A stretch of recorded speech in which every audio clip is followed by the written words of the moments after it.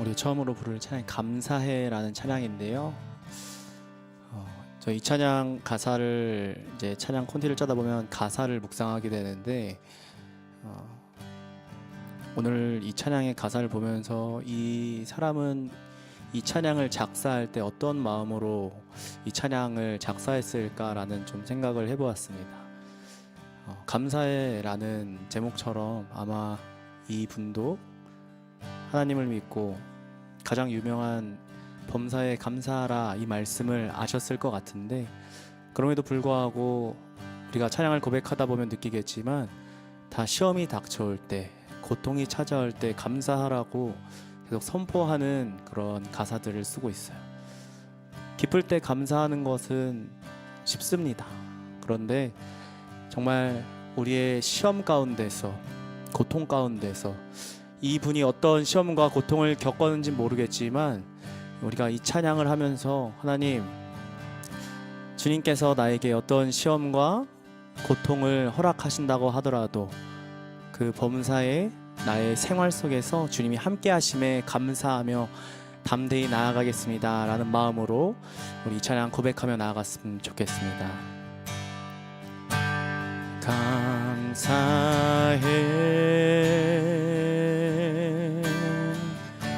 시험이 닥쳐올 때에 주께서 인도하시리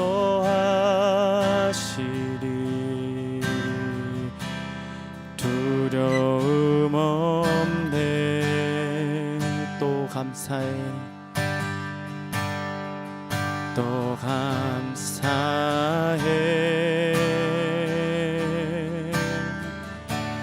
고통이 찾아올 때에 주께서 지켜주시리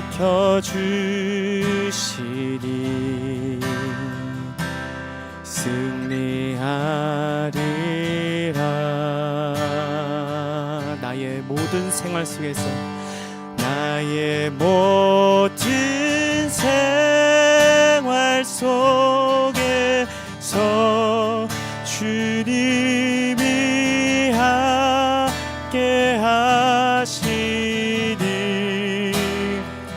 주님의 성령 나를 인도하시리.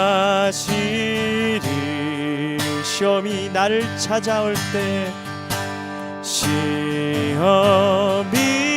나를 찾아올 때 주님 지켜주시리 주님의 성령 나를 인도하시리. 다시 한번 처음부터 고백하는 마음으로 찬양하며 나아가시겠습니다. 감사해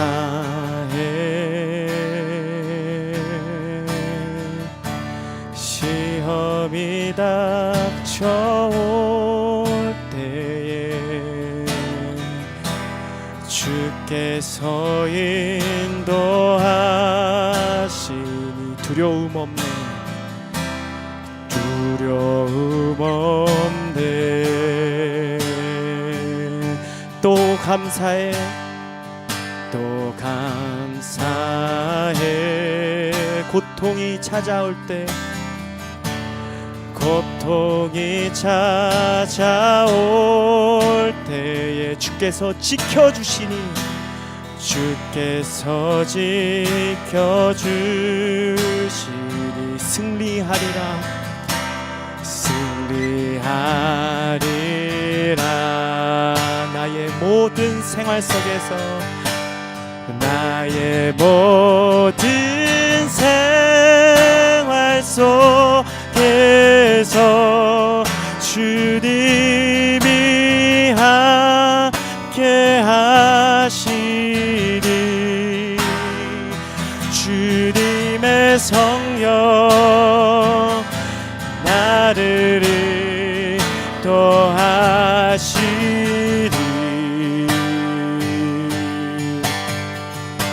시험이 나를 찾아올 때 주님 지켜주시리.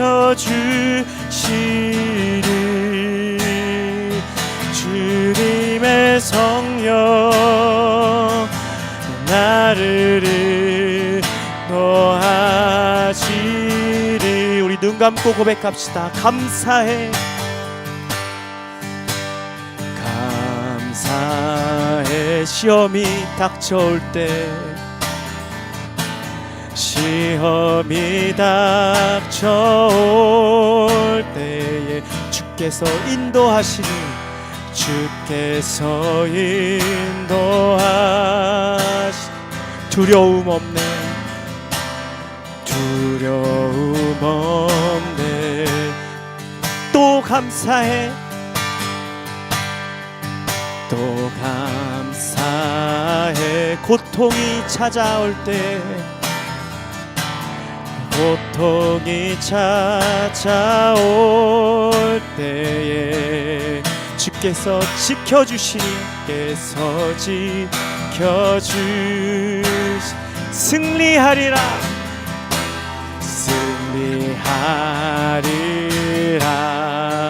나의 모든 생활 속에서, 나의 모든 생활 속에서 주님이 함께 하시니. 주님의 성령, 주님의 성령 나를 인도하시니. 시험이 나를 찾아올 때, 시험이 나를 찾아올 때 주님 지켜주시리. 주 성령 나를 인도하시리. 마지막으로 고백합시다. 나의 모든 생활 속에서, 나의 모든 생활 속에서 주님이 함께 하시. 주님의 성령, 주님의 성 나를 인도하십니다. 나를 인도하시리. 어떠한 시험이 나를 찾아올지라도, 시험이 나를 찾아올 때 주님 지켜주시리. 주님의 성령 나를 인도하시리. 우리 하나님 앞에 기도하며 나아갑시다. 하나님, 그렇습니다. 우리 인생 가운데 참 여러 가지 환난과 하나님 시험과 하나님 고통이 많습니다.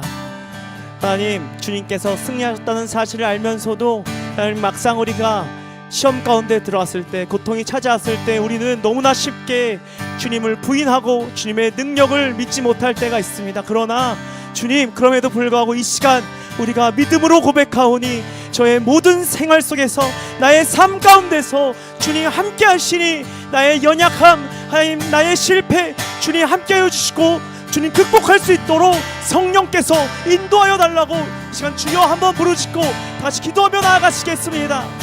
주여, 살아계신 아버지 하나님, 이 시간 기도하며 나아갑니다.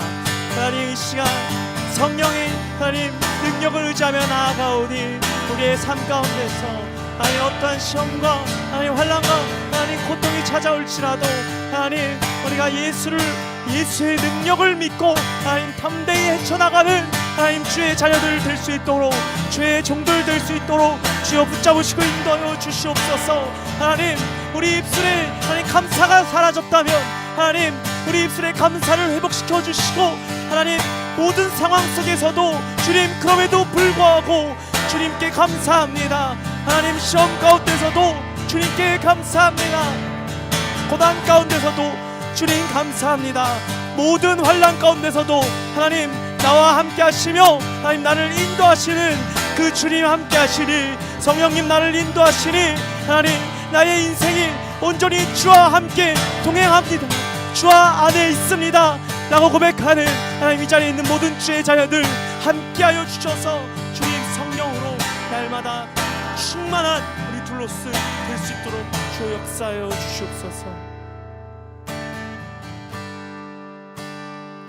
하나님 우리를 이 자리에 교회로 불러주시니 감사합니다. 우리가 함께 한 지체가 되어서 성령께서 인도하시는 대로 함께 하나님 달려나가는 둘로스 되게 하여 주시옵소서. 그 고백을 이 찬양으로 드리기 원합니다.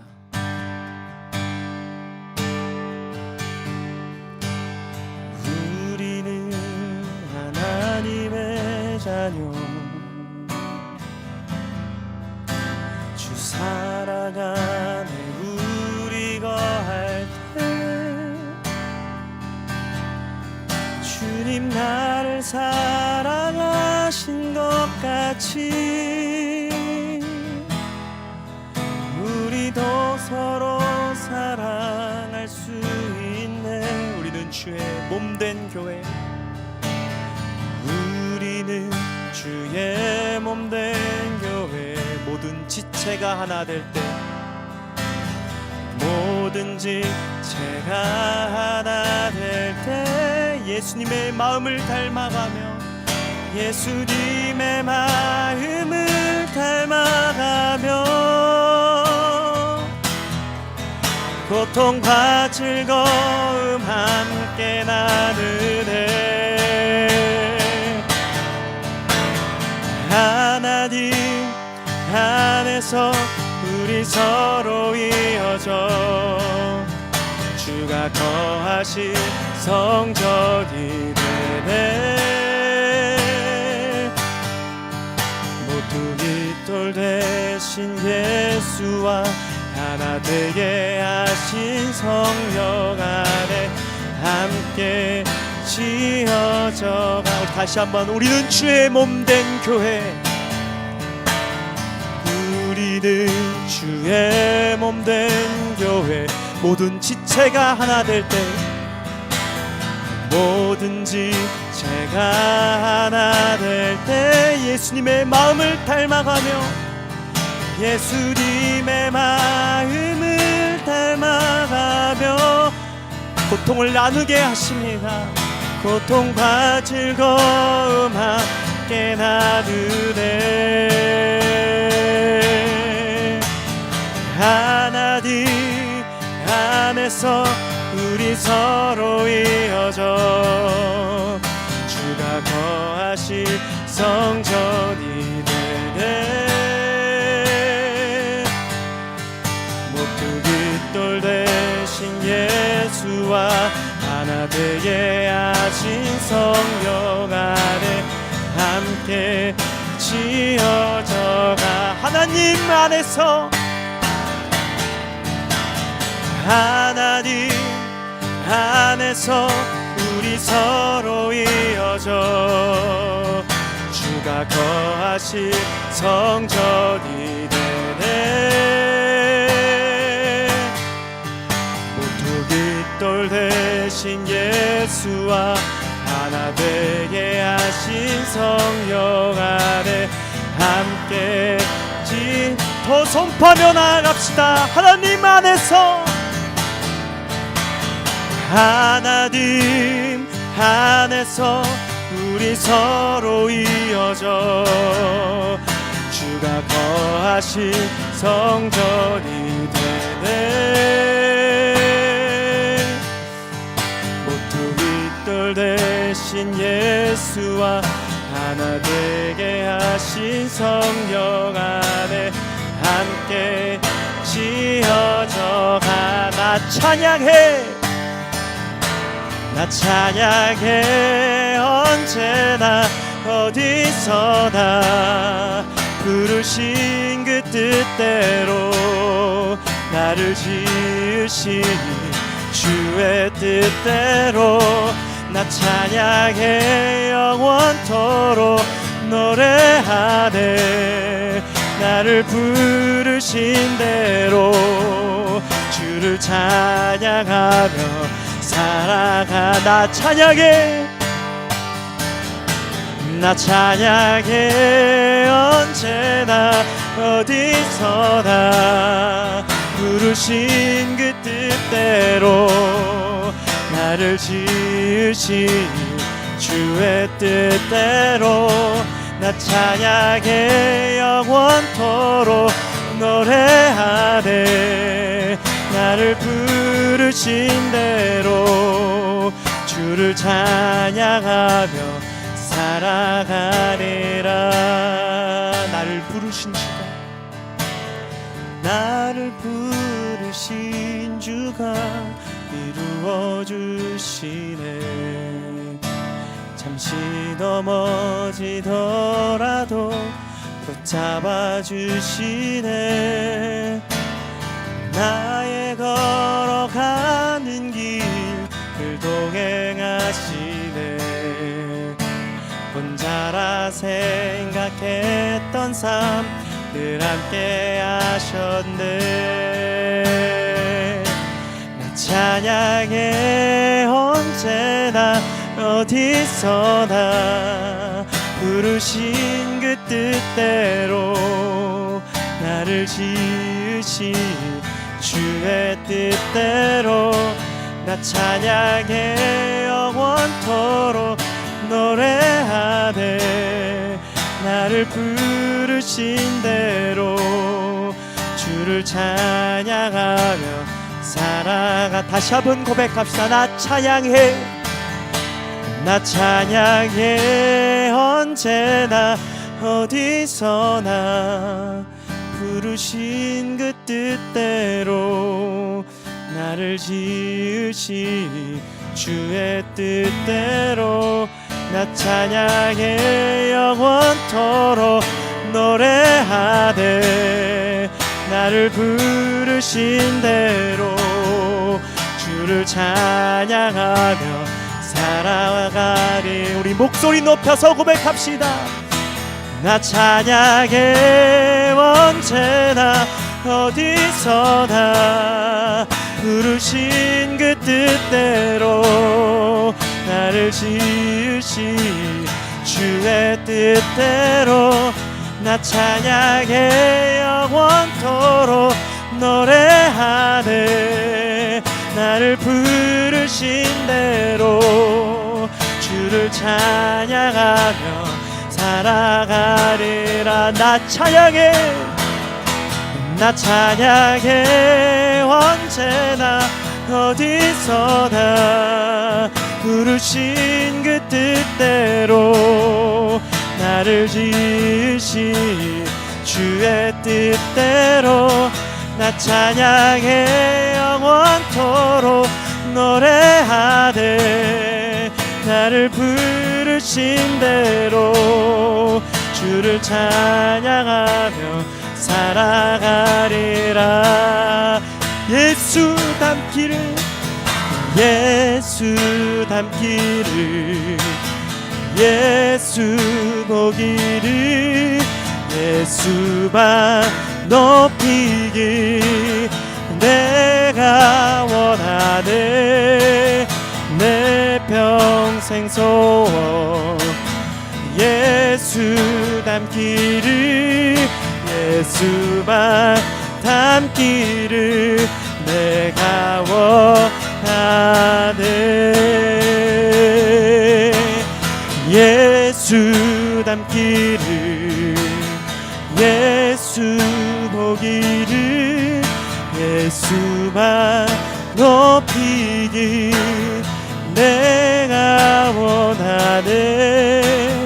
내 평생 소원 예수 닮기를, 예수만 닮기를 내가 원하. 우리 마지막으로 고백합시다. 예수 닮기를, 예수 닮기를, 예수 보기를, 예수만 높이길 내가 원하네. 내 평생 소원 예수 닮기를, 예수만 닮기를 내가 원하네. 제가 다같이 기도하며 나아갑시다. 하나님, 우리를 부르신 주님의 뜻이 무엇입니까? 하나님, 주님께서 우리를 부르시고 우리를 제자로 삼으시고 그 제자들이 이 땅에 살아갈 때 예수 닮기를 원하십니다. 주님, 우리가 고백한 찬양처럼 나를 부르신 주님께서 이루어 주실 줄 하나님 믿습니다. 내가 넘어지더라도 붙잡아 주실 줄 주님 믿습니다. 내 걸어가는 길에 동행하실 줄 믿습니다. 하나님, 늘 혼자라고 생각했지만 형제들을 붙여주시고 지체들을 붙여주시고 교회로서 불러주셔서 성령께서 하나님 인도하신 대로 함께 지어져 가게 하신 하나님, 우리 둘로스 안에서 우리를 부르신 주님의 뜻대로 우리가 주님을 닮아가며 살아가는 둘로스 될 수 있도록 주여 역사하여 주시옵소서. 내가 넘어지더라도 하나님, 잠시 하나님 딴짓하더라도 붙잡아 주시고 이루어 주실 그 주님 바라보고 나아가오니 주여 한번 부르시고 나를 이루실, 나를 부르신 그 주님 앞에 같이 기도하며 나아갑시다. 주여, 살아계신 아버지 하나님, 하나님 이 시간 기도하며 나아갑니다. 하나님께서 우리를 부르시고 하나님 함께 하시고 하나님 우리 인생 가운데 하나님 우리에게 하나님 응답하신 그 응답대로 주의 은혜로 우리가 제자가 되었습니다. 하나님, 바울의 고백처럼 내가 달려갈 길을 다하도록 하나님 주의 하나님 말씀을 전하는데 게으른 자가 되지 않게 하시고 주의 제자로서 하나님 그때를 향하여 하나님 끝까지 하나님 달려나갈 수 있는 주의 사명을 하나님 완수하는 주의 제자 될 수 있도록 주여 인도하여 주시옵소서. 하나님, 예수께서 이 땅에 오신 것처럼 그의 제자들이 예수처럼 살았던 것처럼 하나님 우리도 이 땅에서 각자의 삶의 자리에서 예수 닮기를 원하오니 하나님 이루어 주시옵소서.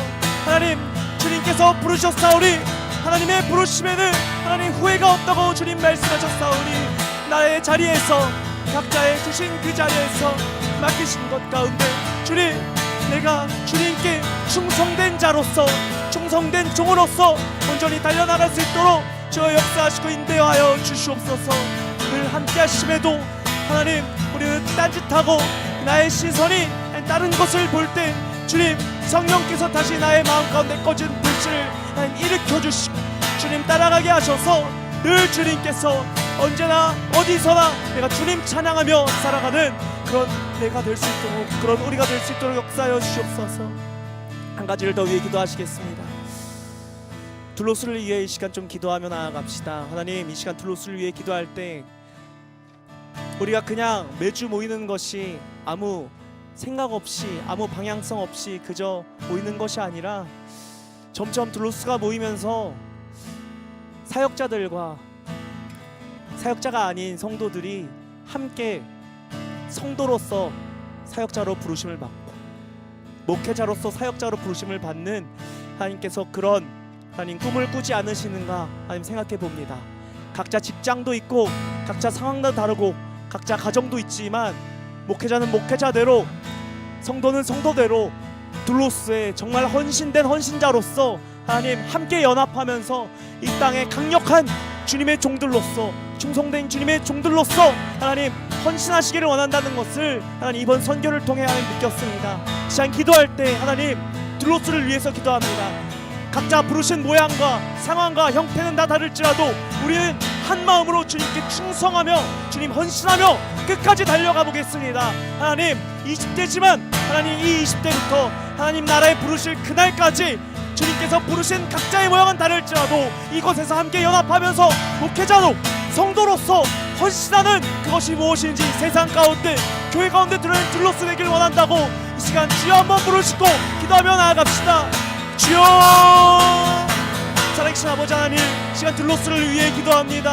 하나님 우리를 부르신 이유가 이 땅 가운데서 하나님 주의 충성된 종들로서 하나님 각자의 모양은 다르지만 헌신하라고 부르신 줄 압니다.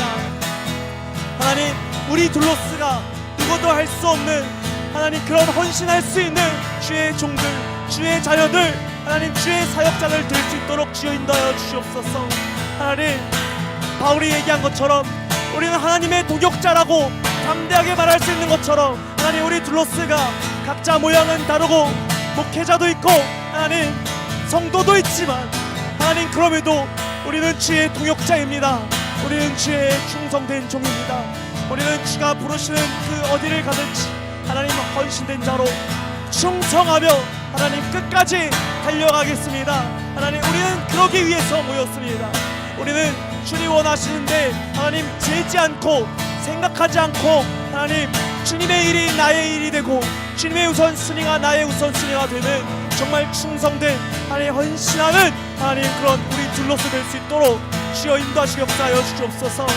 우리의 힘과 능력이 아니라 성령님이 인도하신 대로 따라갔을 때 하나님 주님께서 만드실 우리의 하나님 미래를 기대하며 소망하며 나아가오니 주여 우리를 도우시고 우리 둘로스가 주님 앞에 이 시대 가운데 하나님 독보적으로 하나님 헌신하며 달려나가는 주의 종들 될 수 있도록 주여 역사하시고 인도하여 주시옵소서. 살아계신 아버지 하나님 감사합니다. 이 시간 하나님 앞에 우리가 기도하며 주님 앞에 아뢰었습니다. 예배 가운데 나아갑니다. 하나님 이 시간 각자의 상황과 형편과 마음과 생각들을 다 주님 앞에 내려놓고 말씀 가운데 주님의 목소리에 나의 마음과 뜻과 힘을 다해 내가 순종하길 원합니다 라고 고백하는 주의 자녀들 위해 하나님 위로하시고 말씀으로 은혜 주시고 말씀으로 도전케 하셔서 하나님 우리 둘로스가 부르심에 합당한 그 목적대로 하나님 헌신하며 충성되게 달려가는 하나님 그런 주의 동역자들 될 수 있도록 주님 삼아 주시옵소서. 예배 가운데 말씀 가운데 나아갑니다.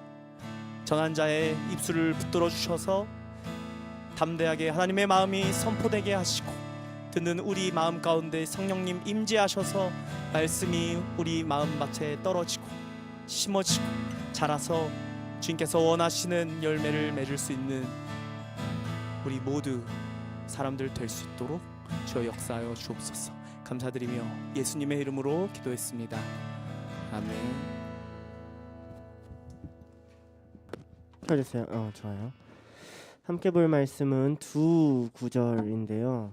디모데전서 1장 1에서 2절, 디모데후서 1장 1에서 2절입니다. 좀 가까이.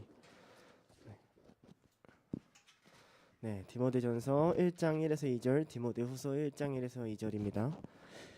자, 여러분 한 목소리로 다 같이 읽도록 하겠습니다. 디모데전서부터 시작.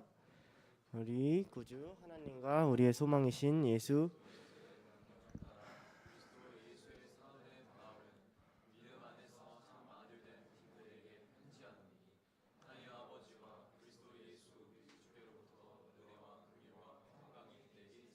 자, 디모데후서 읽을게요. 시작.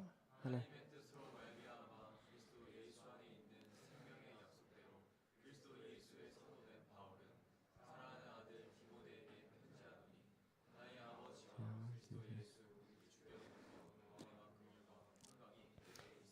아멘. 오늘 말씀 제목은 이 편지는 바울에서부터 시작돼요.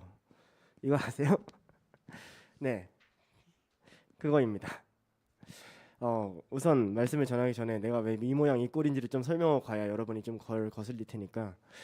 잘 모르겠어요. 처음엔 감기인 줄 알았는데 장염인 것 같기도 하고. 어쨌든 일반적으로 일어날 수 있는 증상은 다 일어났습니다. 열 한 39도 났고, 몸살 났고, 콧물 났고, 기침 나왔고, 구토해가지고 다 개어냈고, 위아래로 다 자가 개어낸 상태라서 지금 거의 가죽만 남은 상태인데, 좀 천천히 말해도 여러분 피곤하신 거 알지만 달 끝까지 들어주실 거라 믿습니다. 그죠? 할 수 있죠? 우리 다 피곤하잖아요, 그죠? 자, 우리가 앞으로 둘로스가 설교를 어떤 부분으로 나아갈 거냐면 목회 서신을 할 거예요. 목회 서신이라고 함은 디모데전서, 디모데후서 그리고 디도서 이 세 권의 책을 이야기합니다. 추가적으로 빌레몬서도 할 수 있는데 그건 이제 시간에 따라서 우리가 염두에 둘게요. 목회서신을 우리가 읽긴 읽잖아요. 근데 목회서신을 읽을 때 우리가 어떻게 읽으세요? 목회서신이라는 건 알고 읽으세요? 누구한테는 되게 깊게 다가오냐면 이제 신대원 들어간 1학년한테는 이게 굉장히 깊게 다가옵니다. 제가 알기로는 우리 형님께서 나의 부르심이 맞는가, 과연 이것이 하나님이 나를 부르셨는가 할 때 열심히 디모데 전서 읽으셨다고 맞나요? 네, 목회자가 되는, 하나님의 사역자로 부르심을 받을 때 되는 그 책이기 때문에 그래요. 이 목회서신인 디모데 전후서는 바울의 말년에 쓰여진 책입니다. 바울이 죽기 1, 2년 전에 디모데 후서를 썼고요. 디모데 후서가 쓰여지고 한 4년 전쯤에 디모데 전서를 썼어요. 그리고 바울이 죽었단 말이죠. 목이 이제 베어가지고. 자, 그런데 이 디모데 전후서를 우리가 조금 그냥 가볍게 성경에 있으니까 읽지 말고 좀 생각을 하면서 읽을 필요가 있습니다. 왜냐하면 디모데한테 보내는 편지잖아요. 그러니까 이런 거잖아요. 내가 의찬이한테 카톡을 보냈는데 그게 성경이 된 거잖아요. 이상하지 않으세요? 물론 에베소에 있는 다른 리더들도 이것을 돌려보면서 와 진짜 하나님의 영감이 있다라고 고백을 했기 때문에 그 일이 일어났겠지만 기본적으로 이것은 디모데한테 바울이 사적인 감정을 잔뜩 담아서 쓴 책이란 말이에요. 여러분, 이게 기독교인이 초대교회부터 가졌던 태도입니다. 무슨 말이냐면요, 이런 거예요. 바울이 말하지 않고 바울의 개인적인 편지라도 하나님이 말씀하고 계신 걸 알았어요. 이게 무슨 말이냐? 믿음을 안 자라는 사람의 특징은 뭐냐면 목사님의 말을 목사님의 말로 받습니다. 제가 20대 초반에 무디에 있을 때 믿음이 쑥쑥 자랄 때의 태도를 돌아보면 어떤 강사가 오든, 심지어 저는 강사를 잘 몰랐어요. 막 그때 친구들 막 떠들었어요. 막 유명한 사람이 왔다, 막 라비 자카라야가 왔다 막 했거든요. 누군지 모르죠. 저도 몰랐어요. 엄청 유명한 사람이더라고요. 나는 그냥 그 사람의 말을, 하나님은 오늘 나에게 무슨 말씀을 하실까? 하나님은 이걸 통해 나에게 어떤 역사를 하실까? 하나님은 우리 공동체에 어떤 말씀을 하실까라는 순수한 마음으로 들었었는데, 장신대를 가고 체프를 들으면서 은혜가 안 되는 시절이 있었어요. 그때 제 마음밭이 어땠냐면 저 사람을 자꾸 보게 되는 거예요. 아, 저 강단에 올라간 저 사람. 물론 얼토당토하는 설교를 몇 번 들어서 그렇죠. 자, 마찬가지입니다. 이 태도는 있잖아요. 듣는 청중뿐 아니라 설교자에게는 더더욱 중요합니다. 왜냐하면 여기 계신 전도사님은 알 거예요. 여러분이 충만하게 말씀을 전하러 올라선다고 해도 여러분의 상태가 그리 충만하지 않다는 것을. 무너져 있을 때가 많고 힘들 때가 많아요. 제 꼴을 보세요. 얼마나 무너져 있는지. 그럼에도 불구하고 그와 상관없이 하나님께서 일하실 수 있고 가장 개인적인 편지라도 하나님이 우리 전체에게 말씀하실 수 있다는 초대교회의 놀라운 통찰이 있었습니다. 여러분은 여러분 삶에 수많은 지나가는 사람들과 말을 어떻게 보고 계십니까? 다 우연입니까? 둘로스가 이렇게 모인 게 우연입니까? 여기에 많은 사람들은 둘로스로 태어났는데 그것이 우연입니까? 하나님이 어디 계신지 모르겠다고요. 하나님이 어떻게 일하신지 모르겠다고요. 주님이 명확하게 부르신 부르심조차 하나님의 뜻, 하나님의 것으로 인식하지 않을 때 우리의 눈은 혼란스러워집니다.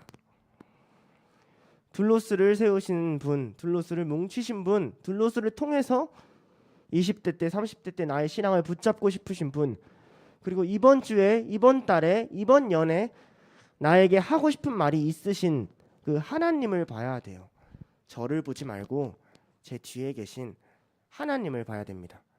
이게 첫 번째, 우리가 목회서신을 읽을 때의 태도예요. 두 번째, 목회서신을 읽을 때 우리가 중요한 태도가 있습니다. 그 당시는요, 목회자와 평신도가 따로 있지 않았어요. 바울이 가서 가르치는 사람들 중에 잘 배운 사람들이 장로가 됐고요, 잘 배운 사람들이 뭉쳐서 일어났어요. 그럼 이런 거죠. 막 가르치다 가르칠 사람이 없으니까 찬빈아, 너 다음 주부터 설교 한 편 준비해와. 해도 괜찮은 게 초대교회였어요. 사실 해볼래요? 고개를 젓기 시작했어요. 이게 무슨 말이냐면요, 목회서신이 누구를 위한 책이냐는 겁니다. 현대는 목회자들과 평신도 사이가 너무 간극이 벌어졌습니다. 하나님이 그 간극을 좁히시길 원하는 것 같아요. 그게 둘로스인 것 같고요. 그러니 여러분이 만약에 성경을 목회 서신이기 때문에 목회자를 위한 거야 이런 태도를 읽기 시작한다면 여러분은 설교자만 고르지 않고 성경책도 골라서 읽을 거예요. 이건 나를 위한 말씀, 이건 쟤를 위한 말씀, 이건 나에게 적용한 말씀, 이건 쟤에게 적용한 말씀. 아니요. 이 모든 말씀은 여러분을 위한 말씀입니다. 자, 이게 두 번째 태도예요. 하나님이 여러분을 리더로 세우시길 원합니다. 하나님이 여러분을 복음 전하는 자로 세우시길 원합니다. 하나님이 여러분을 둘로스로 부르셨습니다. 여러분이 목회자가 이기 전에 둘로스로 산다는 것이 얼마나 명예롭고 또 무거운 일인지를 깨달으면서 나아가야 할 필요가 있습니다. 자, 이런 배경을 가지고 우리가 말씀에 좀 깊게 들어가 보려고 합니다. 첫 번째 포인트인데 바울의 소개예요. 늘 그렇듯이 바울이 자기소개를 하거든요. 근데 바울이 자기소개를 엄청 장황하게 해요. 우리 구주 하나님의 소망이신 그리스도 예수 명령을 따라 사도된 바울은 하나님의 뜻으로 말미암아 그리스도 예수 안에 있는 생명의 약속대로 그리스도 예수에 사도된 바울은 엄청 장황하게 쓴단 말이에요. 근데 이상하지 않습니까? 디모데가 이걸 모를까요?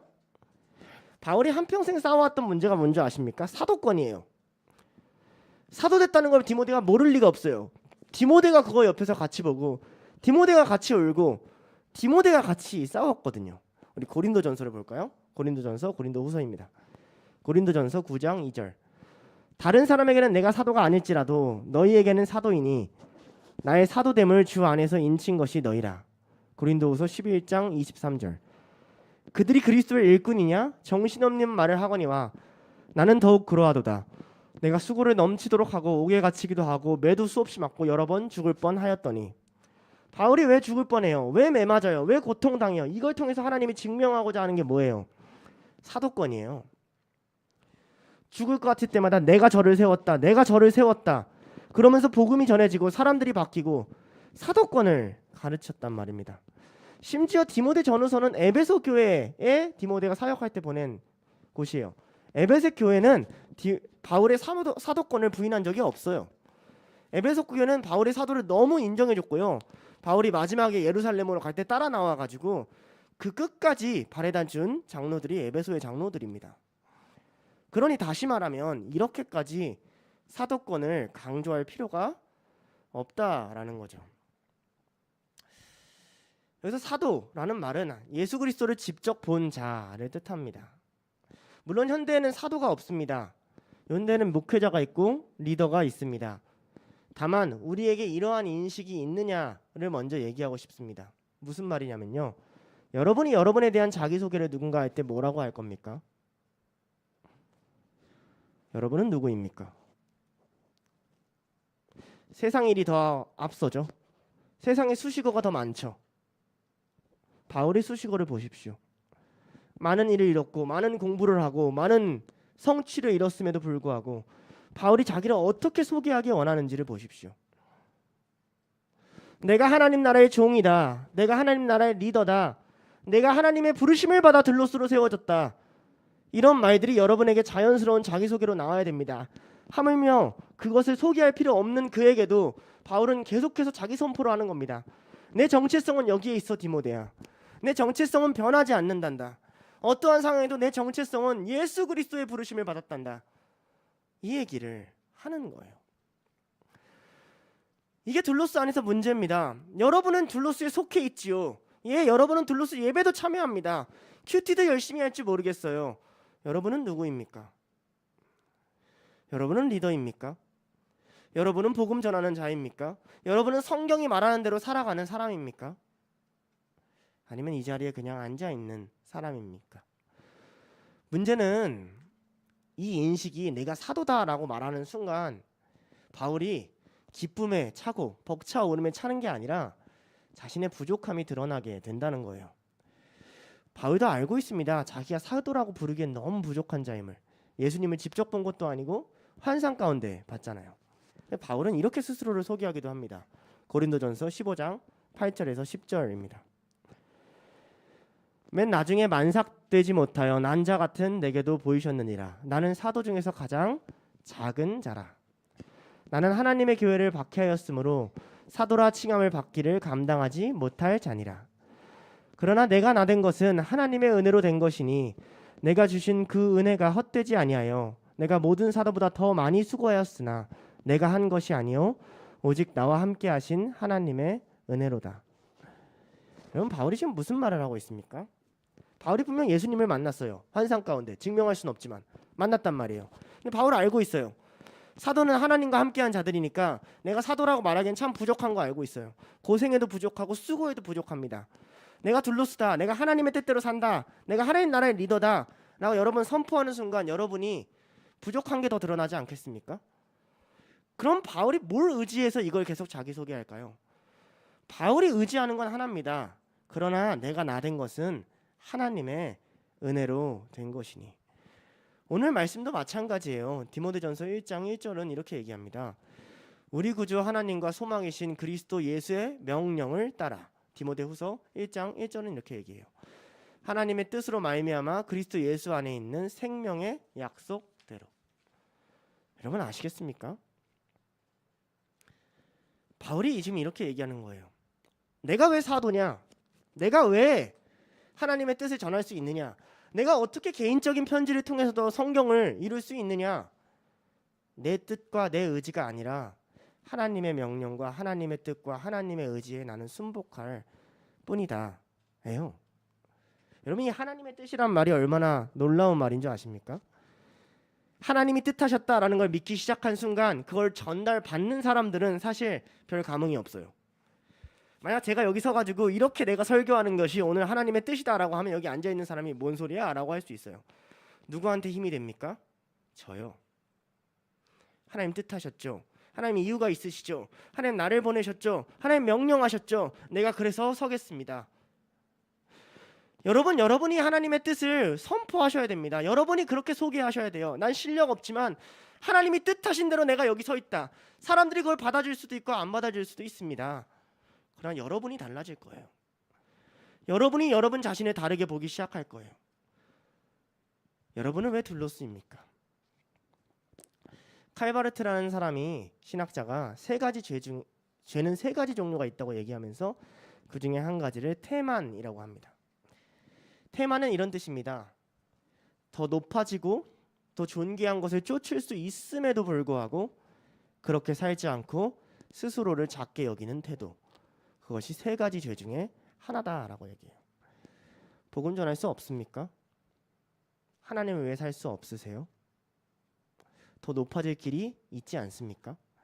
더 나아갈 길이 있지 않으세요? 왜요?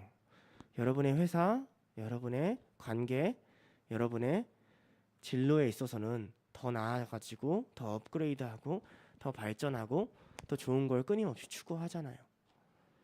신앙은 왜요? 왜 태만하세요?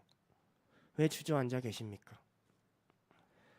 언제 하나님이 세상의 걸 다 이루라고 하셨습니까? 그렇지 않습니다.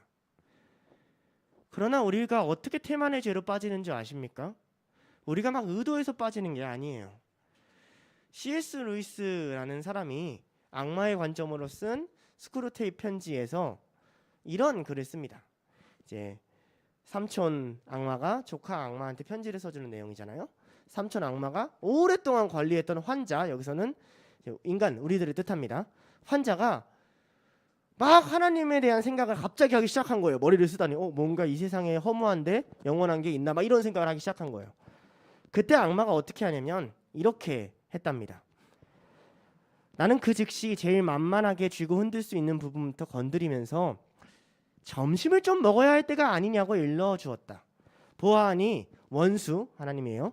원수가 즉시 반격에 나서서 이 문제는 점심보다 훨씬 중요하다라고 말하는 것 같더구나. 사실 우리로서는 원수가 사람들에게 무슨 소리를 짓거리는지 전혀 엿들을 수 없지만 말이다.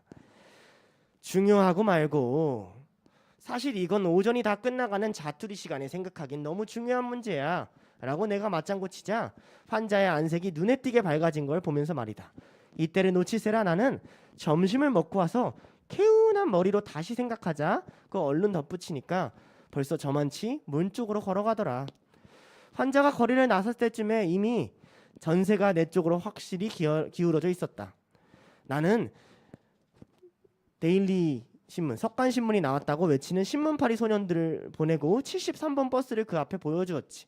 그리고 그가 계단에 다 내려가기도 전에 머릿속에 하나의 확신을 굳건히 심어주었다.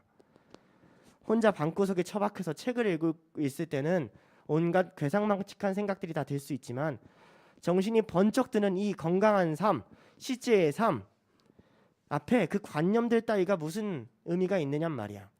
환자 자신도 그때가 위험한 고비라고 느꼈던 모양인지 말로 형용할 수 없는 현실의 체감이야말로 혐오스러운 일개 논리로부터 우리를 보호해주는 궁극적 안전장치라는 말을 훗날 입버릇처럼 되뇌이곤 했다. 물론 그 환자는 지금 우리 아버지의 집에 안전히 거하고 있지. 이게 무슨 말인 줄 아세요? 예배당에 오죠. 이 자리에 앉아있죠. 여러분 설교를 3일, 4일, 일주일 30일 동안 내내 예배만 드리고 설교만 들어봐요. 여러분 생각이 어떻게 돌아가겠습니까? 굉장히 다르게 돌아갈 거예요. 그런데 사탄이 어떻게 유혹하는 거냐면 이렇게 유혹하는 겁니다. 좋은 생각이야. 점심 먹고 해. 점심 먹고 해. 좋은 생각이야. 조금 이따 해. 인생이 허무하죠. 자괴감이 들죠. 이걸 통해서 하나님을 만나야 되거든요. 이 땅이 허무하다는 걸 인정하고 뿌리 깊게 내려가서 내 인생을 뒤집어 놔야 된단 말이에요. 고꾸라져야 된다고 말단 말이죠. 허무하고 허무하다라고 하는데 눈앞에 맛있는 마랑탕집을 보여주면서 저거나 먹어. 그럼 인생의 허무함이 잠깐 씻겨 내려가는 것 같단 말이죠. 그러면서 어떻게 생각이 들어요? 저기가 실제가 아니라 지금 내가 먹고 런닝하고 갓생 사는 게 실제지. 이게 진짜지. 라고 느끼게 한다는 겁니다. 이게 우리를 태만에 빠지게 하는 방식입니다. 바울이 왜 미친도록 달려간 줄 아십니까?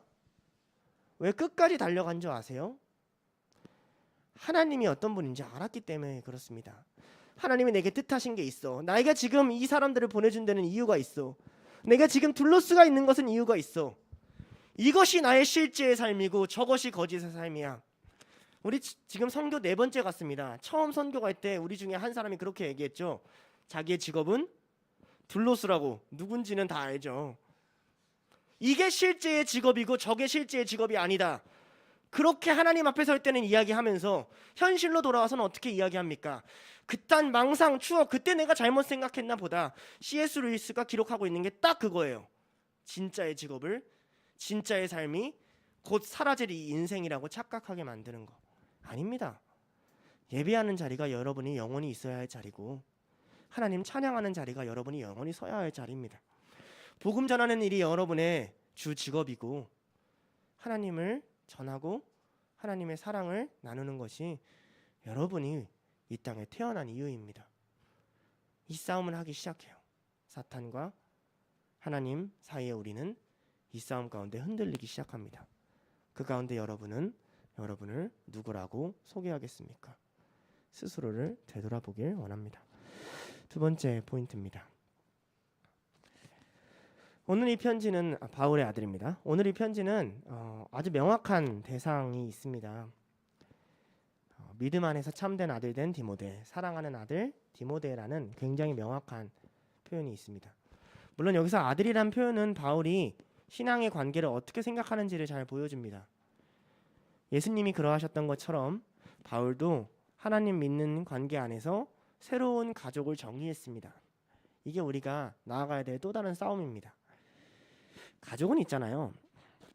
선택해서 가족이 돼보면 알아요. 그러니까 부부가 그렇거든요. 가족이 아니었다가 가족이 돼보면. 가족은 있잖아요. 늘 365일, 이거 말 잘해야 되는데 막 사랑이 넘치거나 그런 사이가 아닙니다. 여러분 형제자매 있죠. 늘 보고 싶습니까? 어떨 때는 꼴도 보기 싫은 말을 하지 않습니까? 근데 걔가 아프대요, 힘들대요, 돈이 없대요, 막 문제가 생겼어요. 그럼 여러분 나서서 도와주지 않습니까? 예, 이게 형제자매예요. 우리가 착각하는 게 뭐냐면요, 마음이 커야지 교회 안에서 가족처럼 대한다 생각합니다. 내가 저 사람을 사랑하지 않는데 어떻게 가족처럼 돼? 그게 아니에요.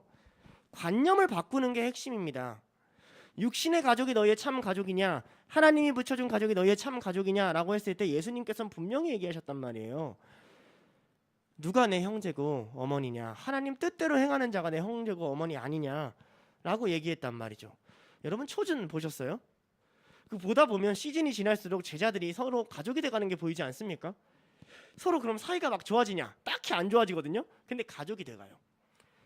막 예수님 얘기도 하고 서로 부딪히기도 하고 가르치기도 하고 눈물 흘리기도 하면서 가족이 돼갑니다. 하나님이 이 땅에서 우리에게 원하시는 게 이겁니다. 너희 스스로를 사도라 얘기하니, 너희 스스로를 종이라 얘기하니, 너희 스스로를 그렇게 얘기했니? 그러면 이제 내가 너희에게 새로운 가족을 주겠다. 이게 우리 부모님들이 인식했던 인식입니다. 그러니까 내가 여러분들 부모님을 작은 아빠라고 불렀잖아요. 말 안 해줬나요? 제가 8살 때 학교에 그 가족관계도 드릴 때 둘러서 사람들이 그래가지고 선생님이 당황했다고. 넌 작은 아빠가 몇 명이니 하니까 50명 써가지고 너희 할머니는 도대체 어떤 분이실까라는 생각. 우리 할머니 위대하신 분. 왜요? 아니 사촌이라고 얘기하고 그죠? 뭐 작은 아빠 큰 아빠 얘기하고 하니까 왜 그러셨을까요? 둘로스가 특이해서? 아니요. 말씀대로 살려고요. 여러분이 교회 나가서 신앙이 안 자라는 이유가 뭔지 아십니까? 가족 안 만들려고 해서 그래요. 여러분이 샘터 가가지고 믿음이 안 자라는 게 뭔지 아십니까? 가족처럼 안 대하려고 해서 그래요. 하나님이 새로운 가족을 교회 안에 불러들이고 공동체를 세우신다는 걸 몰라서 그래요. 그러니까 자꾸 적용도 나를 위해서만 하고 자꾸 말씀도 나한테 적용이 되냐 안 되냐 이것만 생각하고 자꾸 나 혼자 예배 잘 드리고 돌아가면 되는데 뭘 굳이 그렇게까지 하냐라고 생각합니다. 여러분 가족 모임 있을 때 여러분 귀찮다고 엄마 아빠한테 나 먼저 갈게 하고 갑니까? 아니잖아요. 근데 교회한테는 그러잖아요. 태도가 다르다는 겁니다. 그런데 특별히 가족관계 안에서 아들이라는 말은 조금 더 깊은 의미가 있습니다. 성경에서 아들은 유교에서 말하는 그냥 단지 아버지의 후손을 의미하지 않습니다. 성경에서 아들은 아버지와 같은 자를 의미합니다. 그러니까 믿음 안에서 참된 아들 된 디모데, 사랑하는 아들 디모데이기 때문에 에베소 교회를 맡기는 거예요. 나와 같은 사람이거든요. 나와 같이 할 수 있는 자가 디모데거든요. 고린도전서 4장 17절에 바울이 이렇게 이야기합니다. 이로 말미암아 내가 주 안에서 내 사랑하고 신실한 아들 디모데를 너희에게 보냈으니 그가 너희로 하여금 그리스도 예수 안에 있는 나의 행사 곧 내가 각 교회에 가르친 것을 생각나게 하리라. 놀랍지 않아요, 디모데? 우리 디모데 무시하면 안 됩니다. 바울이 보내면서 무슨 얘기하는 줄 알아요? 이런 거예요. 제가 예를 들면 이런 거죠. 이제 3년 뒤에 독일로 떠나는 겁니다. 모르겠다. 난 간다. 빠이빠이. 그러면서 희원이를 딱 지목하면서 이런 거죠. 나의 영적 아들 된 방희원이 이제까지 내가 너희들을 한 7, 8년 동안 가르친 것을 각 사람, 각 상담할 때마다 기억나게 할 거야. 그럼 희원이는 뭐라고 얘기하겠습니까? 제가? 내가요? 이렇겠죠. 여러분, 바울이 지금 만들고 있는 가족관계 가운데 디모데를 어떻게 훈련시키고 어떻게 만들었는지를 우리가 좀 봐야 됩니다. 여러분 어떻게 구원받는 줄 아십니까? 하나님이 은혜로 구원하신다고 믿음으로 구원하신다고 그랬죠. 여러분 하나님이 구원하실 때 여러분한테 하는 말이 뭔지 아십니까? 내가 널 사랑한다가 아니에요. 나를 따르라지. 이건 은혜예요. 아무도 나를 따르라고 하지 않고 아무도 예수님이 여러분에게 손 내밀지 않으면 여러분이 이 세상을 바라보고만 살지 어떻게 하늘을 바라보고 삽니까? 근데 그 은혜 받으려면 따라가야지요. 그렇죠? 바울 옆에서 열심히 사역했는데 나중에 바울이 보기에 디모데 못 맡기겠다. 안 되겠다. 라고 여기면 어떡합니까? 제가 오늘 여기 오기까지 엄청 고민이 되더라고요. 설교문 쓸 때까지는 수행 맞고 그 다음에 약 맞고 해서 약발로 버텼는데 갑자기 설교문을 다 써갈 때쯤에 열이 오르기 시작하더니 몸이 떨리더니 한 15분 자야겠다고 일어나니까 한 30분 동안 화장실에서 내 모든 걸 그만할게요 자세히. 자 아무튼 그래서 너무 그때마다 생각이 되더라고. 가 마라. 근데 하나님이 여기에 와야 되는 이유를 한 가지 더 써요. 오늘 우리 설교 끝나고 뭐 할 거거든요. 그쵸? 자 그 한 가지 더 써요. 그리고 하나 더. 한 2시간 남았는데 제가 어떻게 갑자기 누구한테 연락해서 설교해라고 합니까? 뭘 깨달았냐면요. 내가 올해 가야 되는 방향성과 목적이 맞구나를 깨달았어요. 둘러서 얼마나 간단히 무너집니까? 나 하나 건강 하나 치면 끝? 아니에요. 그러면 안 되죠. 여기 사역자 엄청 많잖아요. 준비하고 있으세요. 준비하고 있어야 됩니다. 바울에게 디모데가 있었잖아요. 공동체가 어떻게 서갑니까? 어떻게 우리가 신앙을 지킬 수 있습니까? 여러분의 믿음이 어떻게 자랍니까? 준비하고 있으세요. 무언가 없었을 때, 남이 그 자리에 없었을 때 내가 그 자리를 메꿀 수 있도록. 여러분이 먼저 움직이고 여러분이 남들이 섬기는 것처럼 섬기다 보면 기억하게 됩니다. 아, 이 자리가 그냥 만들어지는 자리가 아니구나. 누군가 먼저 움직였고 고생했고 누군가 먼저 애썼구나. 알게 됩니다. 물론 제가 느끼기에는 여기 지금 그거 해야 될 때가 아니라 하나님부터 좀 제대로 만나야 되는데 라고 생각하는 실력부터 있는 것라고 느낄 때가 있어요. 여러분, 그러나 왜 그럼에도 불구하고 리더가 되라, 나처럼 되라, 그렇게 살아라 라고 얘기하냐면요, 신앙이 자라다 보고 시간이 지나다 보면 우리 안에 어떤 일이 생기냐면 무뎌집니다. 느껴져요. 10대 초반에 따다라단딴 따단딴 따라다란 이 소리만 나와도 너무 기뻐가지고 뛰어나가가지고 할 때 막 그 미친 듯한 자극과 나이 30대 가지고 따라라다는, 물론 뛰어나가지만 똑같은 은혜가 아니라 조금 더 무뎌져 있는 내 자신을 발견하게 된단 말이에요. 그러니 여러분은 여러분 스스로를 더 먼 곳으로 밀어내야 됩니다. 그래야 여러분이 자라가요. 압니다. 여러분이 지금 있는 상태와 하나님의 부르심의 간격이 너무 크다는 걸요. 여러분의 수준은 여기인데 하나님은 여기서 바울과 같이 되라, 디모데처럼 되라, 네 앞에 있는 사람 봐라, 죽어가면서도 설교하지 않느냐, 너희들도 죽어가면서 예수님 전해라, 막 이렇게 하신다는 걸요. 예. 그런데 한번 생각해 보십시오. 왜 이제까지 기독교 역사에 그 많은 촉망받는 의사, 변호사 젊은이들이 자기 목숨 바쳐서 복음 전하러 이 나라에 왔습니까? 우리나라에서 왜 그렇게 많은 하나님의 뜻을 따르겠다고 세상의 모든 것을 버리고 아프리카, 중동으로 간 사람이 많습니까? 왜 그렇습니까? 그들만 부르심을 받았습니까? 그들만이 특별한 자들입니까? 아니에요. 성경이 이야기하는 바입니다. 언제 하나님이 니네들끼리 예배드리고 직장 잘 다니면 괜찮다라고 성경 어디에 말씀하셨습니까? 그런 말씀 한 구절도 없습니다. 너희는 가서 전하라 하셨어요.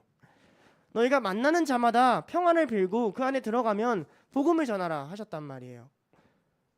여러분, 그렇게 살아봤습니까? 10대랑 한 명이라도 상담할 때라도, 청년 한 명이라도 그냥 장난으로 놀 때라도 어떻게든 예수님 이야기할 기회를 호시탐탐 노리는 하이에나처럼 여러분 살아봤냔 말이에요. 우리 20대에 알고 있을 거예요. 동성이 알고 있을 거예요. 제가 어떻게 살았는지. 모든 청년들한테 모두에게 하나님 얘기 다 하고 싶어 했습니다. 그래서 밤 11시까지 교회에 남아 있었어요. 1시라도 1분이라도 1초라도 하나님 얘기 해야 되니까.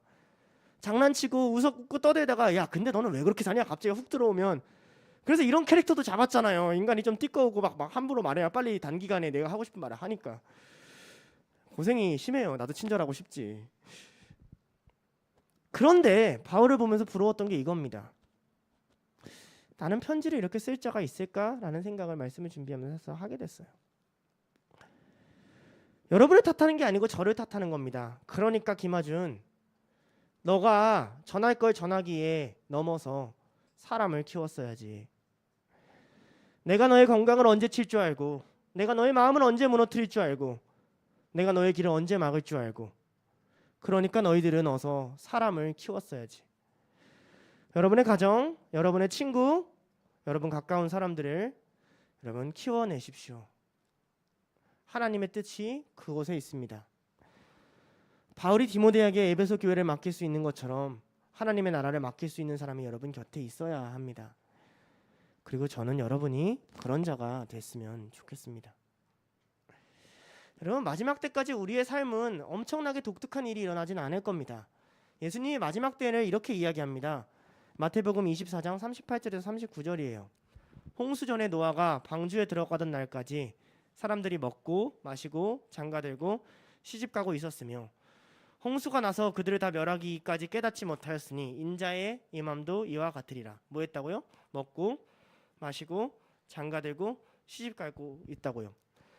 여러분, 바울이 복음을 전하라는 현장, 바울이 디모데를 보내는 현장, 그때부터 지금까지 그 현장은 갑자기 모든 직업을 다 때려치고 선교사가 되는 길이 아닙니다. 먹고 마시고 장가들기를 시집가기를, 이 길이에요.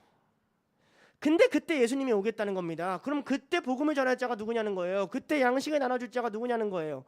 그때 깨어있어서 등불을 준비할 자가 누구냐는 거예요.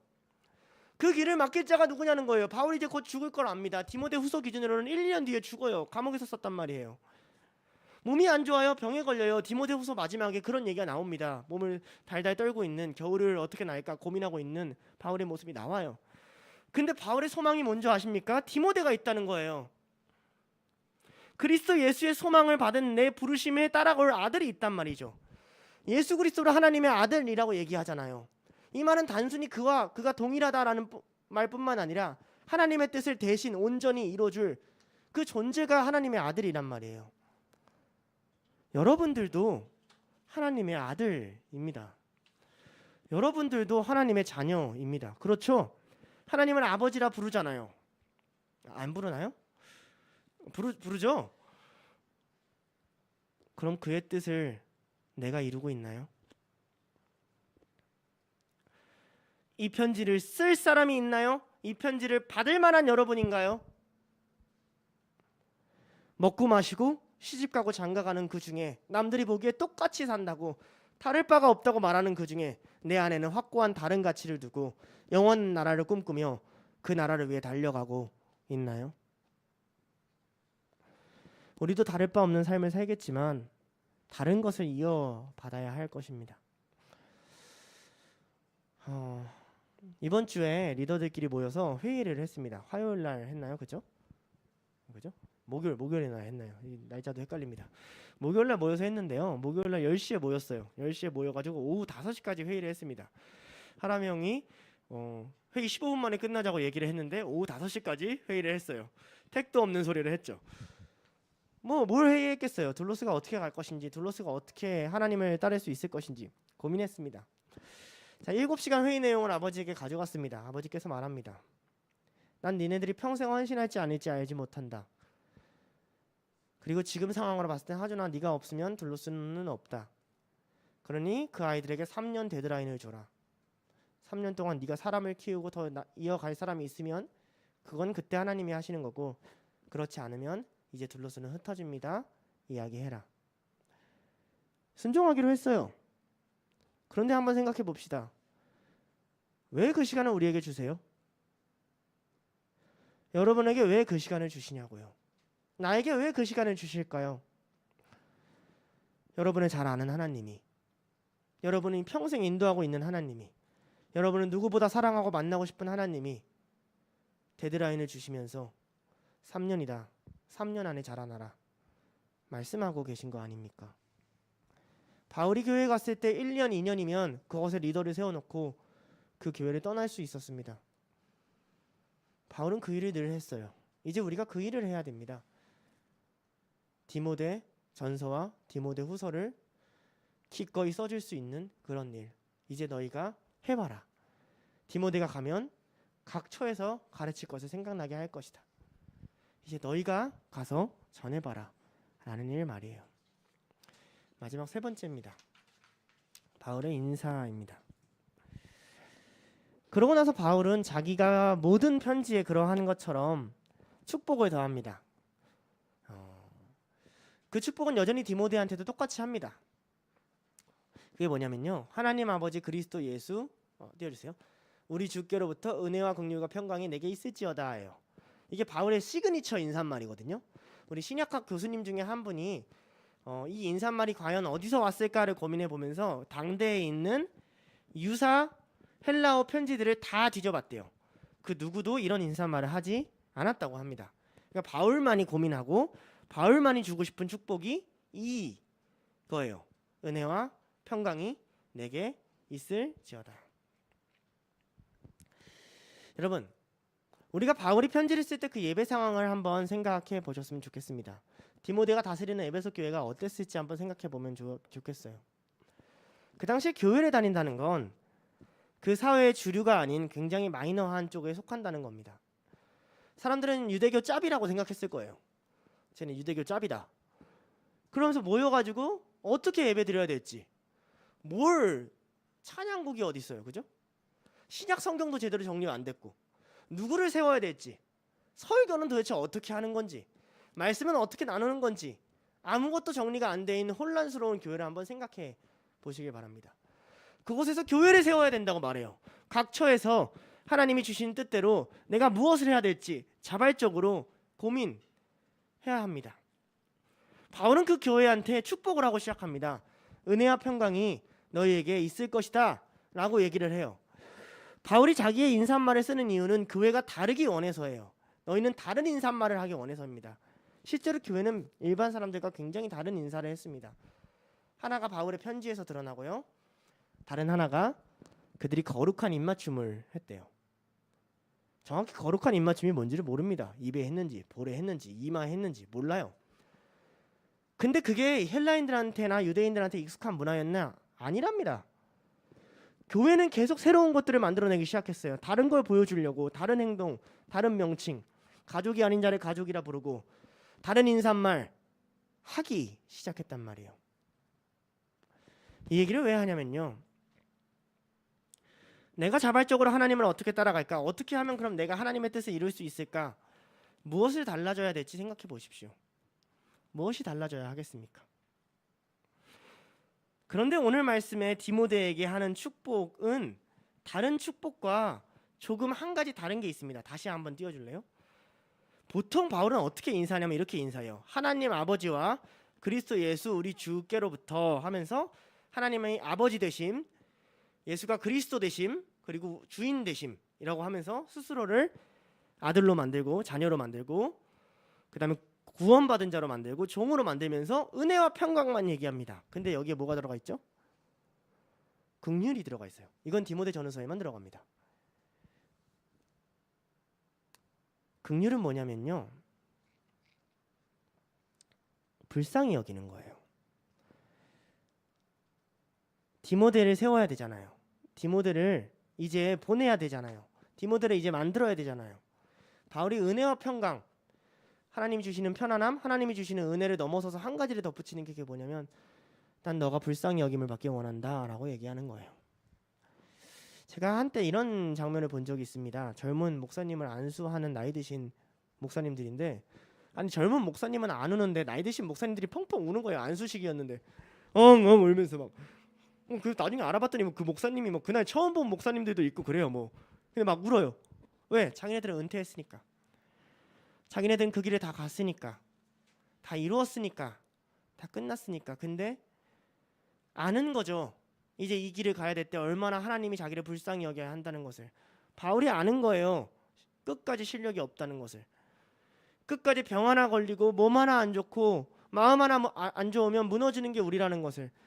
신앙이 그렇게 자랐다고 얘기하면서도 또다시 하나님이 우리를 불쌍히 여기지 않으면 딴 길로 가는 게 우리라는 것을.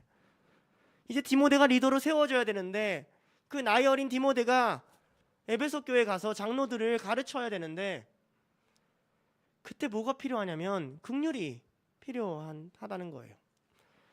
그러나 긍휼을 강조할 때 한 가지 의미가 더 있습니다. 로마서 9장 15절에서 16절이에요. 모세에게 이르시되 내가 긍휼히 여길 자를 긍휼히 여기고 불쌍히 여길 자를 불쌍히 여기라 하셨으니 그런즉 원하는 자도 말미암음이 아니고 다른 박질하는 자도 말미암음이 아니요 오직 긍휼히 여기시는 하나님으로 말미암음이라. 여러분을 통해 왜 복음이 전파되는 줄 아십니까? 너무 둘로스를 하기 원해서도 아니고요, 여러분이 둘로스의 수고를 많이 해서도 아니에요. 하나님이 그냥 여러분을 불쌍히 여기시면 여러분을 통해 일하심이 일어납니다. 긍휼은 하나님의 절대 주권을 얘기해요. 하나님이 긍휼히 여길 자를 긍휼히 여긴다 그랬어요. 여러분이 하나님의 긍휼 밖으로 나갈 수도 있습니다. 하나님이 긍휼히 여길 자가 아니라고 얘기할 수도 있어요. 그러니까 바울이 기도하는 겁니다. 축복하는 거예요. 디모데야, 너는 하나님의 긍휼 안에 있기를 원한다. 너는 하나님의 시야 안에 있기를 원한다. 너는 하나님의 불쌍히 여기심 안에 있기를 원한다. 자, 이걸 받은 디모데가 어떻게 살길 원하겠습니까? 여러분 둘로스를 할 때 여러분의 원함이 핵심이 돼도 안 됩니다. 그럼 무서워요. 난 너무 둘로스를 하고 싶다고 나한테 얘기한 자들 중에 그것을 지키지 못한 자를 너무 많이 봤습니다. 여러분의 마음은 믿을 게 못 돼요. 여러분의 수고도 믿을 게 못 됩니다. 한때 엄청 다른 박질했던 자가 이제는 걷지도 않고 뛰지도 않고 건성으로 듣는 태도도 여러 번 봤습니다. 그럼 무엇 때문에 이 자리에 오죠? 주님, 내가 이 자리에 있습니다. 나를 불쌍히 여기소서. 우리의 정체성은 용서받은 죄인입니다. 리더가 돼도 용서받은 죄인이고요. 사람들 앞에서 우리가 전해야 되는 그리스도는 우리가 완벽해서 훌륭해서 실력이 다 자라서 전해야 되는 게 아니라 우리가 불쌍히 여김 받음을 통해서 전해야 합니다. 여러분들은 이제 디모데전서를 공부하고 배우면서 하나님의 부르심을 끊임없이 받아야 할 겁니다. 너희도 리더가 되라. 너희도 가르치는 자가 되라. 너희도 사람 세우는 자가 되라. 마음이 무너질 때, 힘들 때, 어려울 때 바울이 한 축복을 기억하시길 바랍니다. 주님, 할 건데요. 나 좀 불쌍히 여겨주세요. 주님, 하긴 할 건데요. 몸이 아파도 마음이 아파도 실력이 없어도 둘러싸 할 건데요. 지금 제가 자신이 없습니다. 나 좀 불쌍히 여겨주세요. 그게 제 기도였고 그게 저를 여기까지 오게 한 고백이었습니다. 여러분에게 하나님이 이 축복을 주십니다. 불쌍히 여김을 받아서 하나님이 맡길 만한 일을 맡아가는 둘로스가 되기를 축복합니다. 이 시간 다 함께 찬양하며 기도하시겠습니다.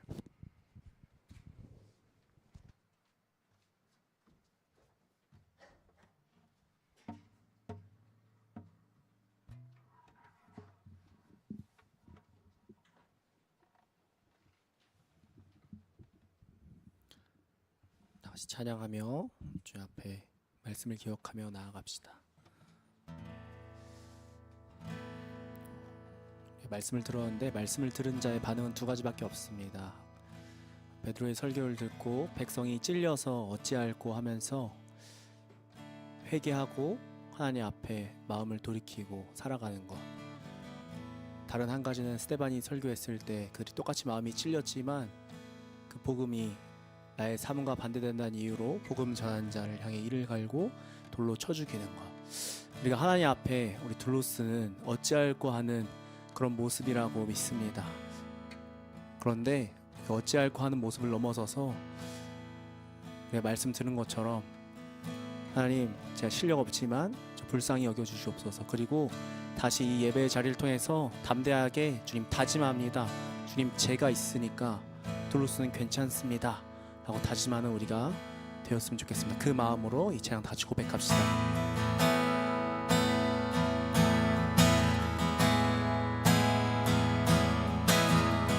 주님, 내가 여기 있사오니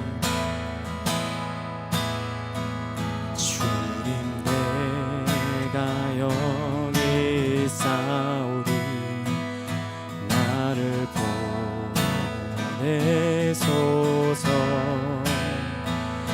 나의 맘 나의 몸 주께 드리오리. 주 받으옵소서. 주님 내가 여기 있사오니 나를 써주소서. 가진 건 모두 다 주께 드리오니. 주 받으옵소서. 할렐루야 할렐루야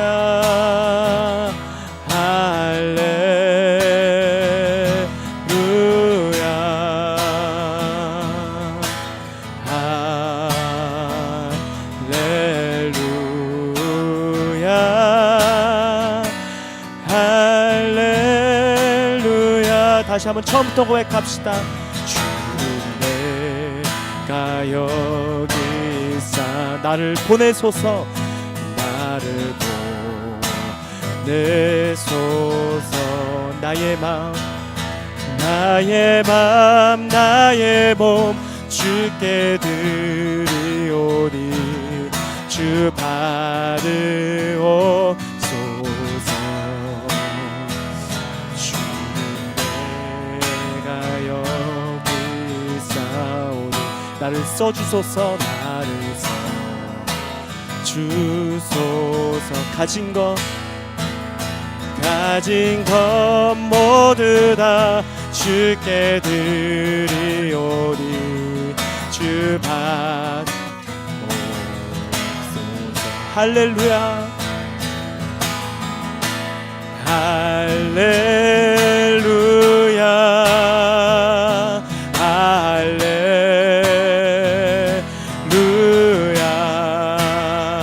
할렐루야 할렐루야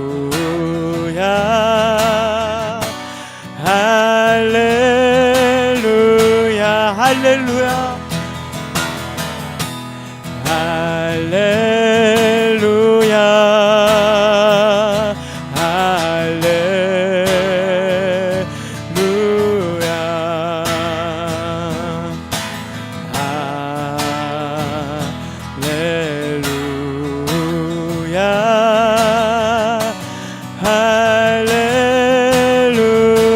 할렐루야 할렐루야.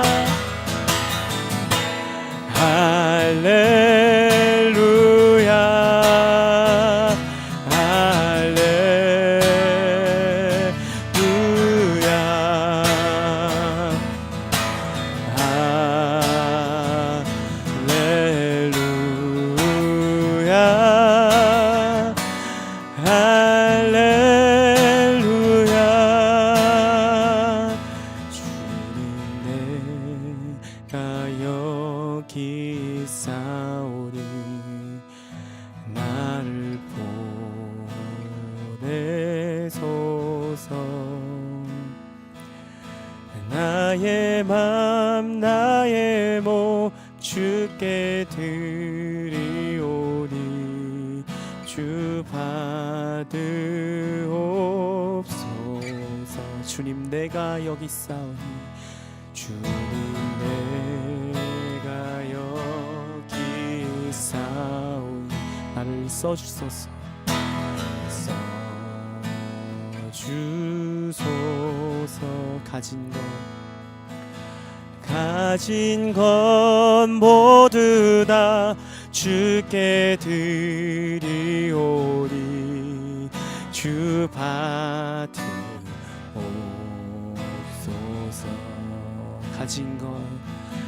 가진 것 모두 다 주께 드리오니 주 받으옵소서.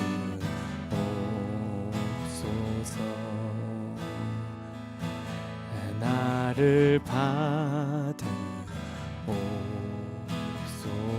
나를 받으옵소서.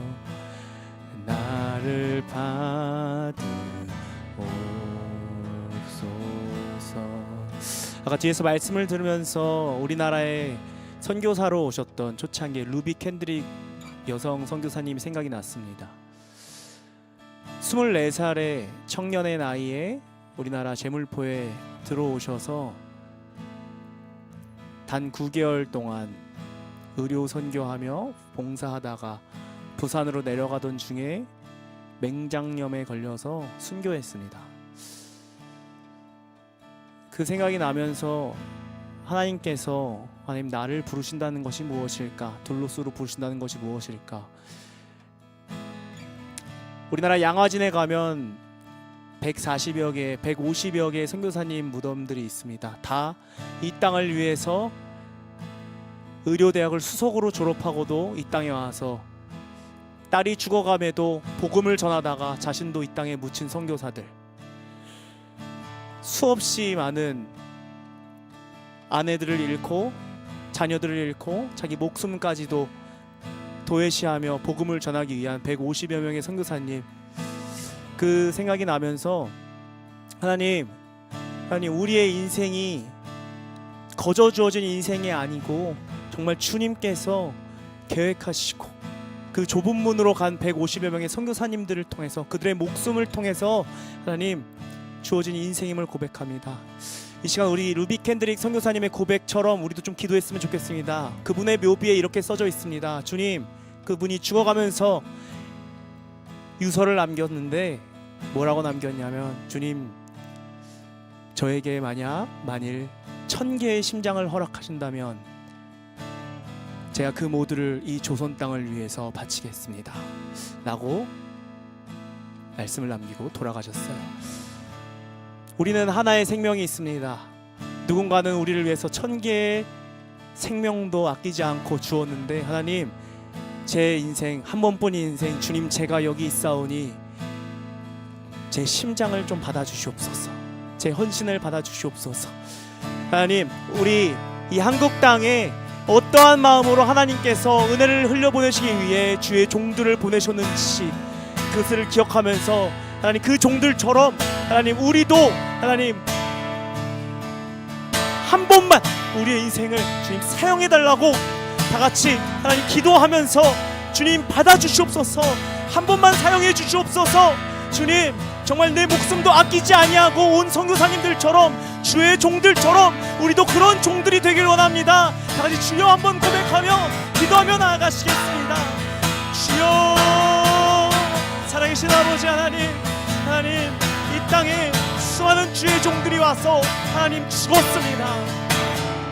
자기 생명을 아끼지 아니하고, 하나님, 때로는 아내가 죽어감에도, 자녀가 죽어감에도, 자기의 목숨이 꺼져감에도, 그 시간이 길든지 짧든지 1년이 안 되든지 수십 년이 되든지 간에 하나님, 주의 종들이 하나님 수개월 동안 걸려서 배를 타고 이 땅에 들어와서 하나님 주의 복음을 위해서 목숨 걸고 전했기에, 하나님, 그 은혜가 하나님 전해져서 우리가 지금 이렇게 주님 앞에 감히 헌신한다고 예배하고, 감히 헌신한다고 하나님 기도할 수 있음을 하나님 봅니다. 하나님, 바울이 디모데를 세운 것처럼 하나님, 이 땅에 조선 땅에 온 선교사들이 하나님 우리를 세웠습니다. 그들이 뿌린 씨앗이 열매가 되어 하나님 이 땅 가운데 하나님 지금 수만 개의 교회들이 하나님 꽃 피었습니다. 주님, 그런데 우리는 하나님 그 은혜를 그저 나 혼자 살아가기에 급급한 하나님 그런 신앙으로 살아가고 있지는 않을지요. 주님, 루비 캔드릭 선교사님 죽어가면서 그 9개월간의 선교의 여정을 마치고 죽어가면서, 주여, 나에게 1000개의 심장이 있다면 그 모두를 이 땅을 위해서 사용하여 주시옵소서라고 고백하는 것처럼, 그 고백을 주님이 받으신 것처럼, 주님, 우리에게 하나님 한 번뿐인 이 인생 주님 허락하신다면, 주님 한 번만 주님 나라 위해서, 주님 복음 위해서 주님 사용하여 주시옵소서. 하나님, 우리 둘로스가 이 땅에 진정한 주의 종들로서 자기를 돌보지 아니하고 말씀을 전하기 위해 선교사님들처럼 우리 둘로스가 이 땅 가운데, 이 시대 가운데 다시 한번 부름받아서 누가 나를 위하여 가겠느냐 할 때, 주님, 나를 사용하여 주시옵소서. 내가 여기 있사오니 나를 보내주시옵소서. 나를 받으시옵소서. 주님, 내 가진 것, 나의 인생 모두 다 주님께 드리오니, 내가 시시때때로 하나님 가리지 않고 주의 복음을 전하겠습니다. 하나님, 나의 목숨을 돌아보지 않고 이 땅에 있던 선교사님들처럼 주의 복음 전하겠습니다 라고 고백하는 둘로스 될 수 있도록 주여 역사하여 주시옵소서. 이 시간 마지막으로 기도할 때, 둘로스 이제 3년 남았습니다. 끝난 건 아닙니다. 어떻게 이끄실지 모릅니다. 이번 선교를 다녀하면서 확실히 느낀 것은, 하나님께서 우리 각자의 삶 가운데 씨름하게 하실 것이라는 사실을 좀 알게 되었습니다. 너는 얼마나 나를 위해서 달려갈 수 있니? 그 고민이 제게도 생겼고요. 내 사역지, 내 삶, 내 가정, 내가 하는 공부, 내가 돈 버는 것, 주님, 이것도 중요하지 않습니까? 그 고민이 계속 들었어요. 그런데 그 고민 가운데 결정적으로 주님께서 여쭤보시더라고요. 그래서 그 고민 말고 너는 내가 하는 고민에 관심이 있니? 너 정말 헌신할 거니? 너 정말 살 거니? 너 씨름할 거니? 다른 사람들이랑 똑같이 사는 게 아니라 이 시대 가운데 내가 너를 정말 사용하고 싶은데 너 정말 그렇게 헌신할 거니? 씨름할 거니? 제가 아직 그 마음에 제대로 대답 못했습니다. 한 가지 대답한 거는 주님, 그럼에도 불구하고 일단 씨름하기를 포기하진 않겠습니다. 안주하진 않겠습니다. 주님, 계속해서 고민하고 계속해서 기도하고 계속해서 씨름하겠습니다. 오늘 우리가 말씀 속에 들은 것처럼 3년의 시간이 주어졌습니다. 그 시간 동안 지금 이 상태 그대로 머무르면서 안주하는 것이 아니라 3년 동안 씨름하고 고민하고 배우고 익히고 어떻게 리더로서 내 자리에서 섬기고 가르치고 말씀을 전할 수 있는지 고민하라고 하나님께서 주신 시간이라고 보여집니다. 이 시간 기도할 때 하나님, 이 3년간 제가 미친 듯이 씨름하겠습니다. 주님, 나를 시험하시고 내 마음이 주님께 있는지 내 마음이 다른 곳에 있는지 주님 나를 판단하셔서 하나님, 내가 정말 주님 나라 위에 하나님 살아가는 자로서 하나님 합당하게 살아갈 수 있도록 주님 저를 판단하시고 날마다 주님 제게 도전하여 주시옵소서. 이 시간 우리 다시 기도하며 주님께, 주님 나를 판단하시고 내게 도전해달라고 3년의 시간 동안 우리 다 같이 주님, 주여 한번 부르시고 기도하며 나가겠습니다. 주여, 살아계신 하나님 아버지, 이 시간 우리를 도전하여 주시옵소서. 하나님, 이 시간 하나님 3년의 시간 동안 주님께서 우리에게 많은 고민과 하나님 우리의 삶의 자리, 각자의 직장, 각자의 가정 가운데 하나님 많은 시험을 주실 것을 하나님 알고 있습니다. 그 가운데서 하나님 사단도 하나님 우리를 시험하고, 그 가운데서 주님께서도 그 시험 가운데서도 내 명예가 너를 통하여 어떻게 너의 인생 가운데서 지켜지는지 하나님 그것을 증명하는 우리 될 수 있도록 주여 우리를 돌봐 주시옵소서. 하나님, 이 3년의 시간 동안 우리가 씨름하면서 내 인생을 통해서 하나님의 명예를 지켜가는, 하나님의 명예를 내게 주셨을 때 하나님 그 명예를 하나님 내가 사탄의 얄팍한 그 시험에 그저 하나님 안주하고 포기하는 그런 자가 아니라 계속해서 주님의 명예를, 주님의 이름을, 주의 십자가를, 주의 복음을 나에게 주셨사오니 제가 주의 명예를 하나님 지키기 위해서 하나님 씨름하겠습니다. 하나님 제가 주의 이름을, 제가 주의 명예를 하나님 이 시대 가운데 지키겠습니다. 하나님 씨름하겠습니다. 포기하지 않고 안주하지 않겠습니다. 고백하는 하나님 우리 둘로스 될 수 있도록 주여 역사하여 주시옵소서. 하나님, 때로 연약하여 무너져도 성령께서 우리를 인도하시고 우리를 도우시고 어떠한 시험 가운데서도 하나님 서로 지체가 되어 서로 연결하여 함께 기도하고 함께 나누고 함께 하나님 우리 둘로스로서 극복해 나갈 수 있도록 주여 인도하시고 주여 역사하시고 주님 함께하여 주시옵소서. 살아계신 아버지 하나님, 감사합니다. 오늘도 하나님 모든 예배의 과정을 주님께 올려드립니다. 주님 홀로 영광받아 주시옵소서. 주님, 바라옵기는 예배를 통해서만 주님께 영광 돌리는 것이 아니라 남은 이 3년의 기간 동안 우리의 삶 가운데서 각자가 씨름하면서 하나님의 명예를 위해서, 하나님께서 욥에게 자신의 이름을 거셨던 것처럼, 자신의 명예를 거셨던 것처럼 하나님 이 3년의 시간 우리가 씨름하며 나아갈 때 사단은 어떻게 해서든 우리를 조롱하고 무너뜨리려고 하겠지만 주님, 그럼에도 불구하고 모든 순간 가운데 주님 기도하며 씨름하며 나에게 주의 이름이, 나의 주의 명예가 걸렸음을 기억하며 하나님 명예롭게 주의 자녀로서 하나님 멋있게 주의 종으로서 헌신하며 살겠습니다라고 하나님 자라나는 그렇게 창성한 분량에 이르는 우리 둘로스 모두 될 수 있도록, 그런 지체들 될 수 있도록 지금 역사하여 주시옵소서. 감사드리며 예수 그리스도의 이름으로 기도드립니다.